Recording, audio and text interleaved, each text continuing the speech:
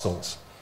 I believe, absolutely believe, that the people of Europe will support a European Union as long as it's democratic, as long as it stands for the values that are common now to all of us in Europe since the end of the Second World War and the end of the Cold War. We recognise everywhere in Europe that this project has arguably been the most successful peace process in the history of the world, and that it's been much more than that. People generally want to be in part of this thing, or at least they're prepared to give it the benefit of the doubt.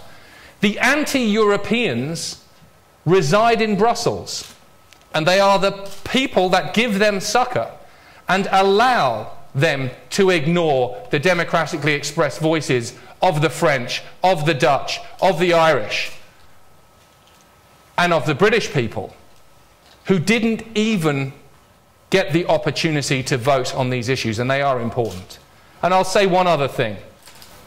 This formula in the Lisbon Constitution would lock in those policies and a form of governance and so-called leadership that got us into exactly the economic mess, the economic hurricane that right across Europe families are facing right now. If we can't bring this back to the basics of democracy and accountability, I don't know where we live anymore. So, to the British people I will say, this once, please look at your diary, mark off the 4th of June, and find the time to go to a polling booth. You have something. You have your power, your democratic power. Exercise it. Brussels doesn't want you to do it. Gordon Brown doesn't want you to do it. Exercise that power that belongs to you. At the ballot box, cast your vote. And just this once, cast it for a Libertas candidate.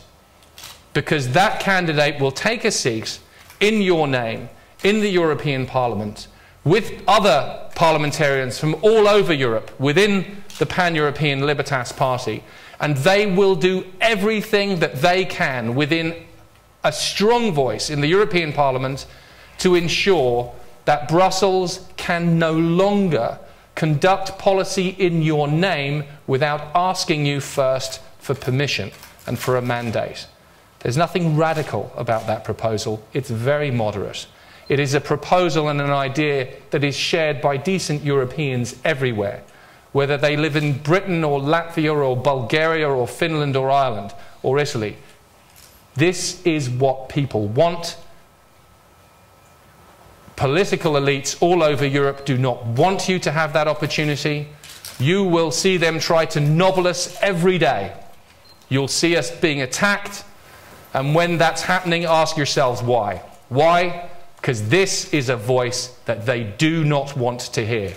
Up until now, they've been able to point at people challenging the status quo and say, Eurosceptic. It's the equivalent of witch in Brussels.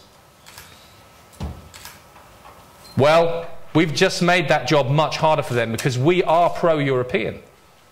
We want a strong European Union. We want it to be credible. We want it to be legitimate. And we want it to develop at the pace at which its citizens are prepared to confer power on it. And if they don't want to do that, well then that's just tough. Because until they decide that it's something that they want to have happen, it won't happen. It will fail. Because the vital energy, if we're going to have a new renaissance in Europe, if we're going to even be able to have the ambition to lead the global economy, we have to recognise that that's not going to come from diktats from Brussels or from anywhere else for that matter. It's going to come from the individual, from families, from small businesses. It's going to come by engaging and igniting the vital energy that is the only way that Europe is going to survive, which is the energy of the individual. Recognising first their dignity. And the least that they might do is recognise the dignity of the democratic voice when that voice seeks to be heard. and they has most disgracefully failed to do that. So now, to the UK, I say you have a real choice to be very effective. So in June, on June the 4th, get up and plan some part of your day, whatever you're doing, to get to a polling booth, cast your vote, and make sure they can never, never ignore you again. Thank you.